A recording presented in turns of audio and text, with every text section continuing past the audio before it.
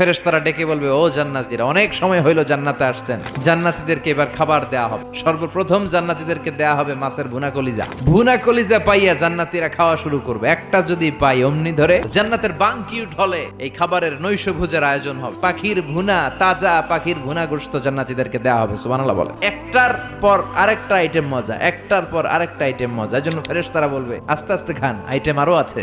আবার রব্বুল আলামিন বলেন, ওয়া ফাকিহাতিন কাসীরাতিন লা মাকতুআতিন ওয়া লা মামনুআ।